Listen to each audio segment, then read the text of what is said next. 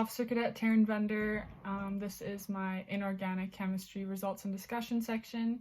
Kind of different, I hope it's okay, but I think it's just a bit easier to understand this way. You can see all the pretty videos that I made throughout the semester, and I think my discussion section really shows that I'm really thinking about it. So I try to lead you through as best as I can, but just to give like a small intro and recap of my experimental procedure, I have done 3 compounds. My first one is salt or sodium chloride. My second one was quartz or amethyst, and my third one was copper sulfate. My first compound, I used 3 different methods, and my second one, I only use slow evaporation. My third one, I only use slow evaporation as well. And for those last 2, I use a seed crystal for both. So, enjoy! I'm going to be doing the vapor solvents diffusion, where you have a little small jar that's open, and you mix in there, and then you put another solvent in a bigger jar, and then you close the top.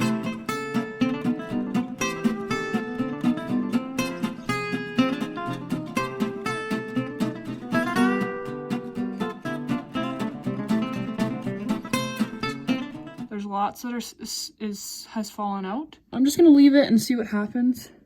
You can see right there. Looks like it's starting to kind of crystallize in the back there. Well, it is crystallizing, but all along the bottom of it. So yeah. For this portion of the laboratory experiment, I will be doing the reactive diffusion through a gel. Hopefully, I'm going to be trying to do it. I'm going to use the Knox gelatin. It's like $1 at like wherever. So you basically just pour 1 pouch over a 1/4 cup of water, just normal water, and then you take a 1/4 cup of boiling water and pour that in, and then you mix it up. And then I just put a 1/4 cup of salt as well, just normal table salt. I'm just gonna use a glass bowl to mix it up, and then I'm gonna use some small test tubes that I have found, and then I'll just use a bowl for the last one. I'm gonna make 4, and they're all gonna have salt in them with just this gelatin.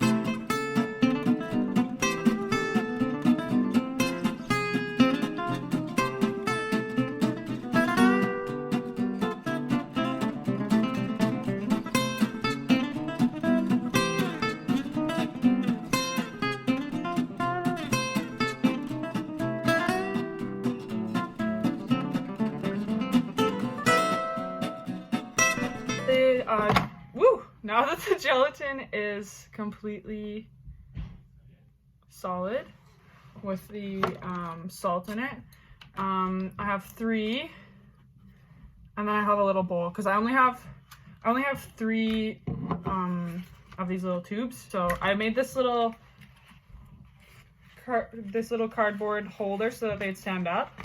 Pretty proud of myself. Now what I'm gonna do is I'm gonna put hand sanitizer in one. It's like completely liquid. It's 80% ethyl alcohol, so I thought that would be pretty good. And then one of them, I'm gonna put toilet cleaner, just like this kind right here. It is 12% hydrochloric acid. And then the other one I'll be using is gin, 40% alcohol volume. So I'm assuming that this one's gonna work the best just because it's the most ethanol, but we'll see.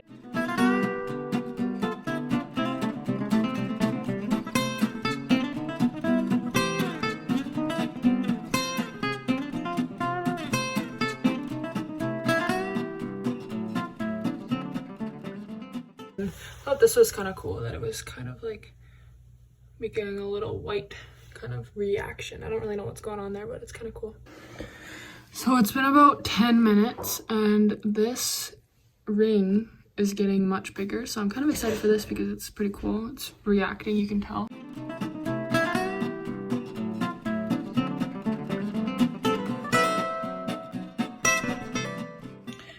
it's been about 3 days, and this is the gin and table salt with the gelatin reactive diffusion through a gel. And you can kind of see that it's actually forming crystals along the side a bit, like crystallization. It is a bit kind of jello-y still, but there's definitely crystallization on the top here. So I just very carefully pulled this out. It's kind of hard to see, but you can see that the hydrochloric acid kind of ate away at the gelatin, and now it's just clear in between there. And there's something happening down here. Not really crystallization, but it's kind of getting darker. So this is the reactive diffusion through a gel, and you can actually see that there is some crystals forming.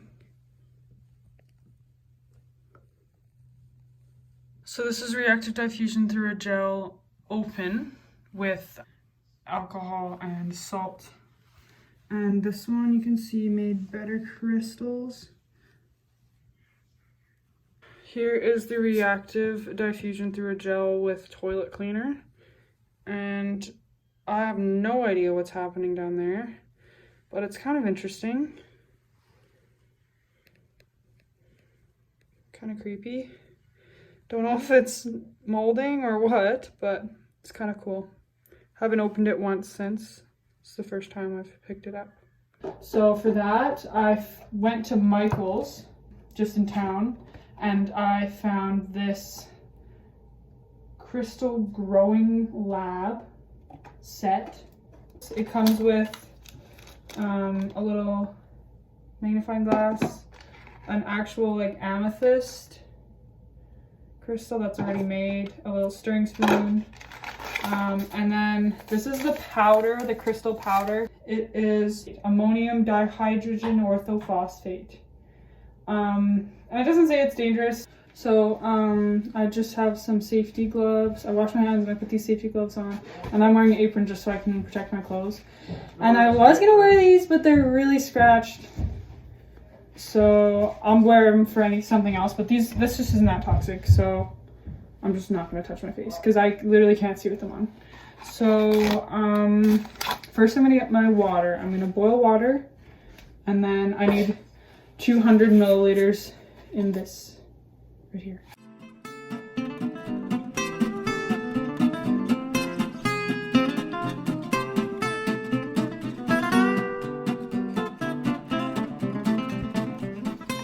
So now the 2 minutes is done, and I am going to pour it into my jar that I have here that's gonna stay in.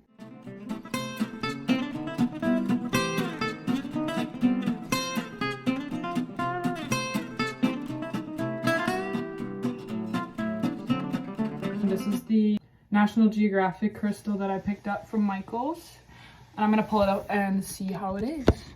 I think it's been about 2 weeks. So I just taped this so it wouldn't move around too much. It's just been sitting on a shelf. Haven't touched it, haven't really, obviously been observing it, but I haven't really looked too deep into it.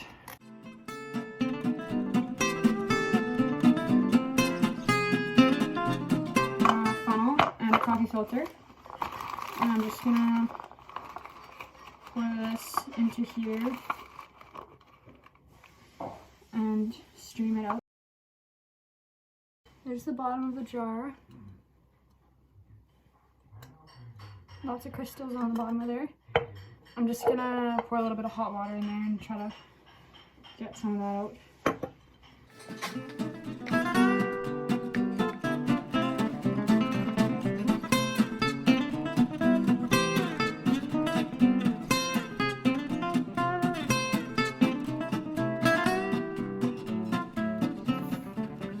So here's the National Geographic crystal. I'm just gonna take it out. Oh my goodness. If I even can. Okay, there we go. Wow. Pretty crazy.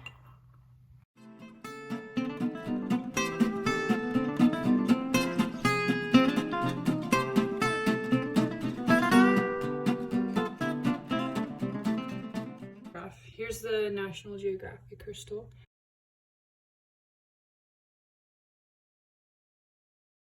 So for this one, it has some warning symbols on it, and they actually gave me the like warning sheet for it, and it's harmful if swallowed, harmful if inhaled, causes severe eye irritation, causes skin irritation, and you can't put it down the drain. I actually have to return it. It says general storage code green. I'm gonna wear gloves, this, and I'm gonna wear glasses. That's the word. And I'll call the poison center if I feel unwell. So I'm just gonna do slow evaporation for this one, but tonight I'm just gonna make my seed crystals.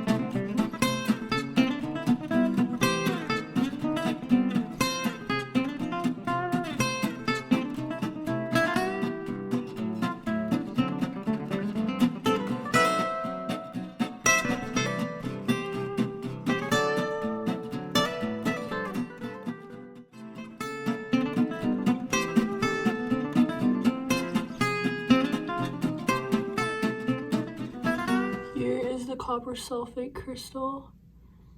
I think it's getting bigger. I'm pretty sure it's bigger than it was last night. It's in a tiny, tiny jar.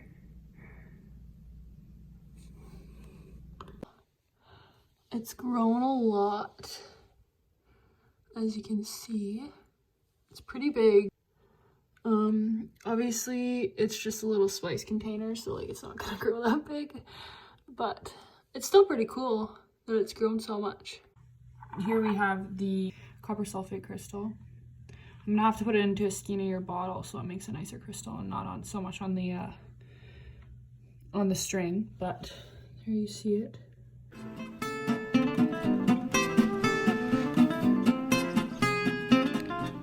So here is the copper sulfate crystal. It's getting pretty big.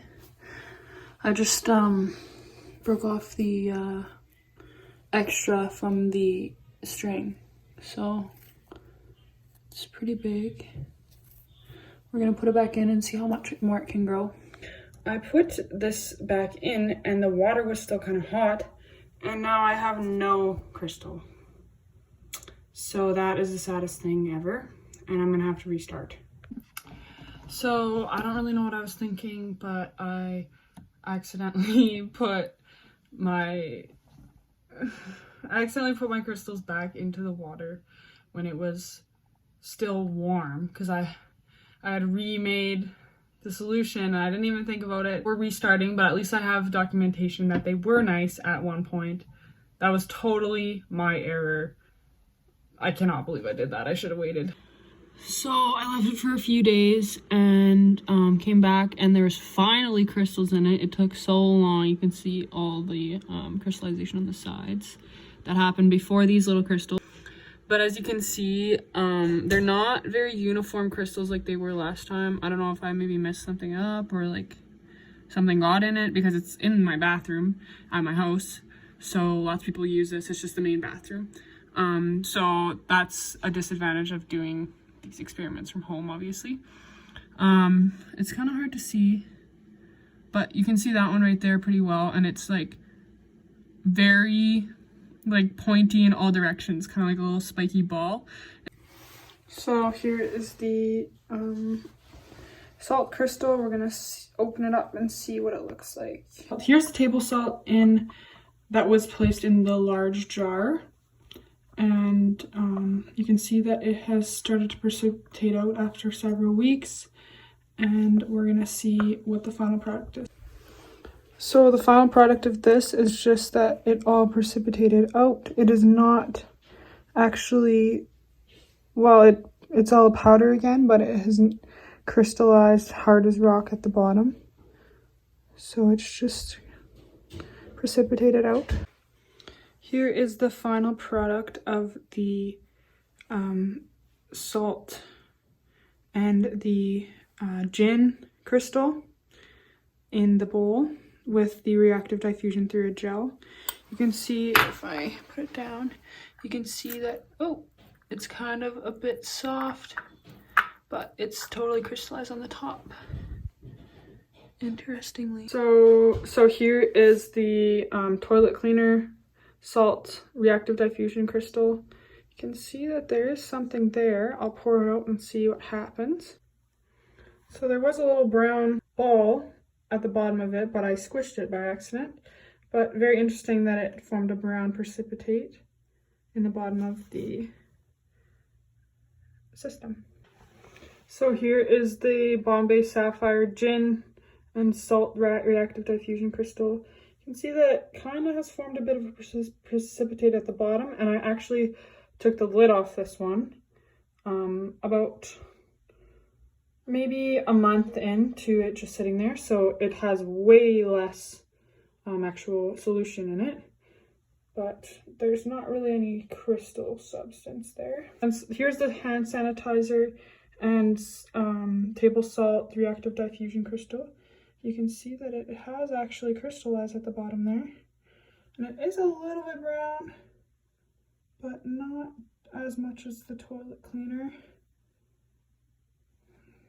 And I left the top on this one. You can see there's way more solution in there.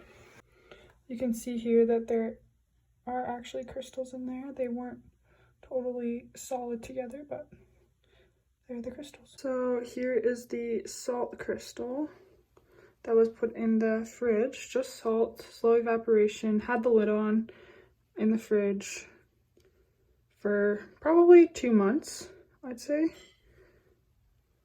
can see that it has crystallized a bit in there on the bottom, but not too much. So here's the quartz crystal. It is very stuck. I'll try to get it out. No promises. So I actually can't get the crystal part out, but I got the rock out, and interestingly, it doesn't have a lot of crystals on it. So that's kind of cool. This is a very cool view.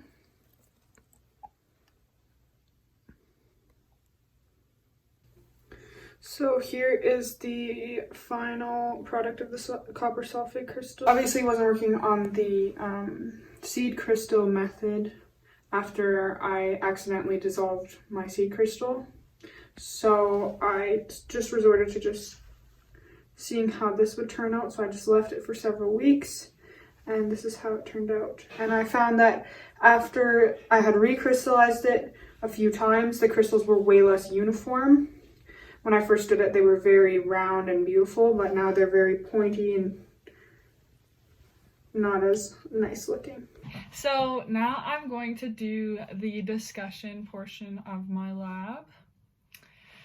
I'm just going to basically talk about all the crystals that I did, what I thought worked, what I thought went wrong, and yeah, just all about what I thought about the experiment. The first part of compound A, I had the small spice jar with the salt solution in the large jar with the 70% isopropyl alcohol.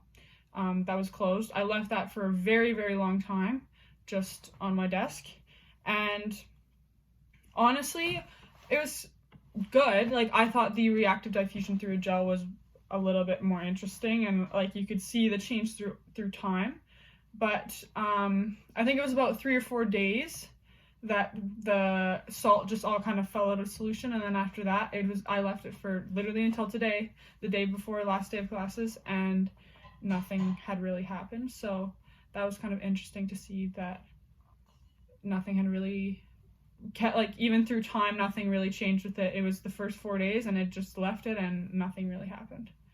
So yeah, obviously the isopropyl alcohol evaporated a bit and it was kind of making the system a bit cloudy, but other than that, nothing really came of it. The best method of crystallization for that one, the coolest one I thought was the reactive diffusion through a gel. I didn't really think that was going to work initially. So I just tried it and it ended up being pretty cool. So the best ones out of that one were the bowl, the gin and salt crystal in a bowl, crystallized at the top. Obviously, once I kind of scraped it out and threw it away, the bottom of it was completely just gelatin and salt, I'm assuming. I think it kind of had a little bit of a discoloring though, like it kind of turned a little bit darker. Maybe that was just how gelatin is when it sits on the counter for a really long time. I don't know, I've never done it before. But that one was kind of interesting. Then the other one I thought was like probably the coolest one was the toilet cleaner and the salt. So there was when it first started, I poured in the toilet cleaner. Immediately it started kind of eating its way through the gelatin, like slowly but surely eating its way through. The white band started getting bigger and bigger. There's clips of that. And then it kind of created this brown little ball precipitate, which I tried to take out, but then it just all fell apart. But yeah, once there was a little bit of toilet cleaner on the top by the end, but then the toilet cleaner had eaten through all of the gelatin, which is kind of cool. I didn't think that was gonna really happen because I think it was 12% hydrochloric acid. So I honestly expected the hand sanitizer or ethyl alcohol. It was 80% ethyl alcohol. I expected those ones to be the best because they were the best concentration. Or I guess that one, the test tube. And yes, it did form small, like tiny crystals, which was pretty cool.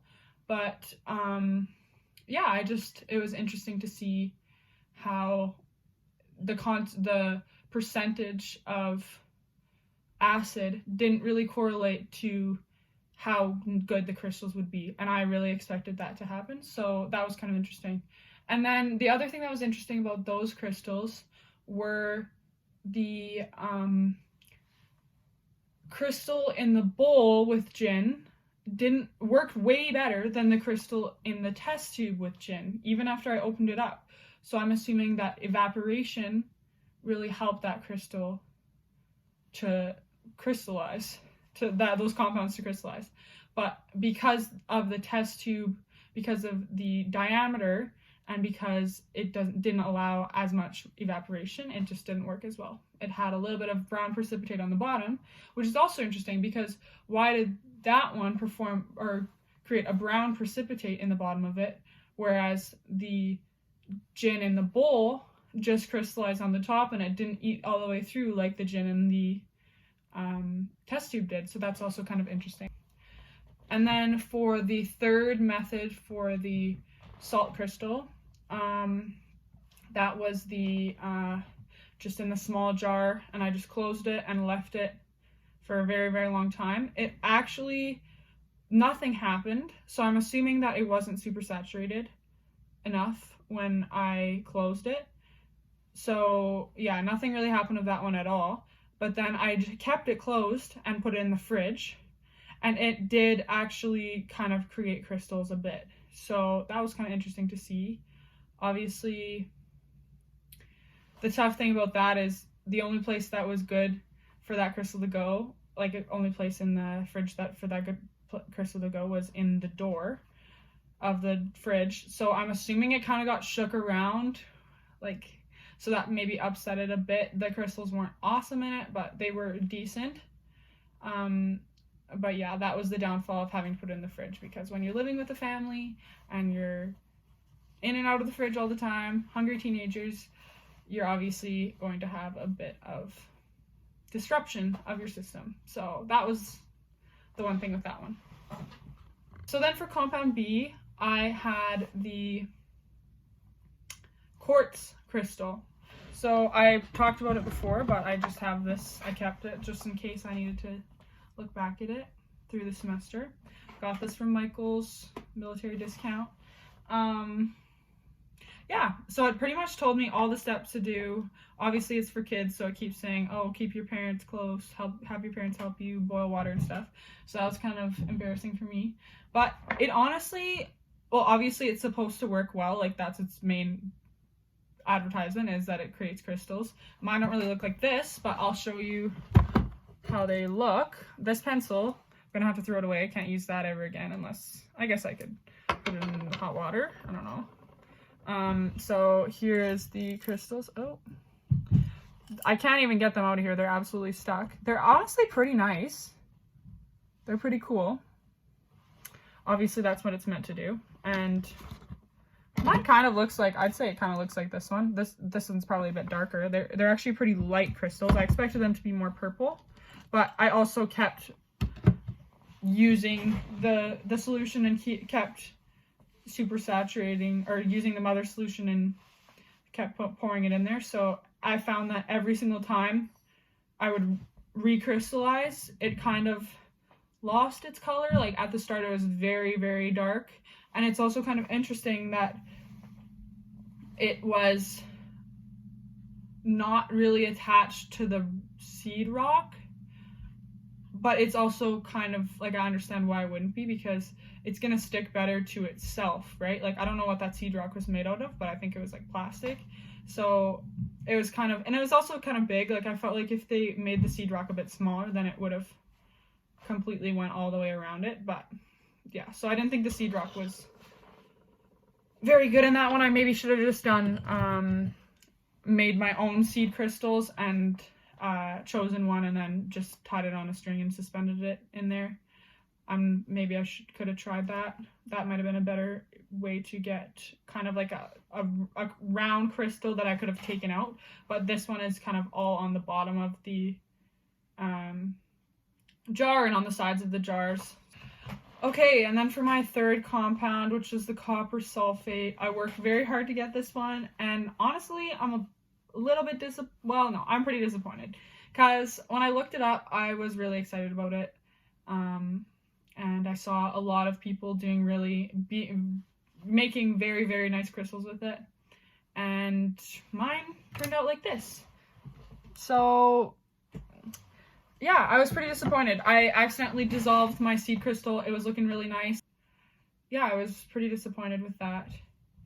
I had high hopes for this one because I got it from the lab and I was really trying to make it my best one. But for the life of me, once I dissolved that seed crystal, I could not make another one. Every single time I made a solution, I left it for a few days. I had a seed crystal. Every single time I put it in the solution, it would dissolve. So maybe it wasn't super saturated enough. It's just hard to tell. So obviously my crystals, some of them didn't work as well as I wanted them to. I think the main part that really kind of hindered the ability of them to grow was that the only place that I thought would be the best for them was the counter in the bathroom. It's like a big counter, like all along the wall. I just put them like in a line kind of, and like that was the best place in my house, but it would be way better in a lab, because like when you're in the bathroom, like water spraying everywhere when you're washing your hands, like I don't know, I'm not gonna go in there every single time someone goes in there. Like I don't know what people, like if people touch them, or like somebody's brushing their teeth and like toothpaste get, like obviously like not like large, like I would have noticed like large like particles and stuff in them, but like even just like spray from like when you're washing your hands, just like small droplets could have like, and with soap in them, or like any types of other stuff like that, could have definitely gotten in them. And that's just kind of the disadvantages from doing this lab at home, I think. But yeah, there was honestly nowhere else I could have, that was the best place I could have put them. I didn't want to put them in the kitchen to contaminate other people's food. And also the kitchen, it's more in the middle of our house. So it has more vibrations from the floor just kind of moving. Whereas in the bathroom, it's kind of on an exterior wall, so it's more supported. So I thought that would be the best place. And I also had the salt crystal was on my desk here where I'm sitting right now, and it kind of shakes a bit. So I think that one, the reason why that one was like so was because there was a lot of vibrations from it. And I sit here like, it's online school, so I sit here like all day, and when like, yeah, like if I'm like moving a bit, or like even if I'm writing, sometimes it shakes. So I could kind of hear them like shaking a bit, so I tried to move them to somewhere else, but they were just such big jars, I couldn't put them in like a good place. So obviously the vibrations and just being at home were like a big factor in this. Then there was also my lack of understanding that you can't put a seed crystal in when you had just created the solution. Well, not just, but like I should have waited a few more days before I made that, or put my copper sulfate seed crystal back into the solution I just made, because I was just trying to top it off so that it would be over top of the seed crystal and the seed crystal would be fully submerged. But then I woke up in the morning and it was gone. So yeah, that was kind of sad. But yeah, if I was to do it again, I would also try to not do slow evaporation for the entire quartz powder crystal that came with this set. I would try it in a few different ways. I'd want to try reactive diffusion probably with it. I found a pretty good resource that shows what compound you want to work with, and then a good, usually acid that would create a crystal with it. So I could probably find something on there that might work with it. You know, I don't know. You never know though. Like there might not have been anything.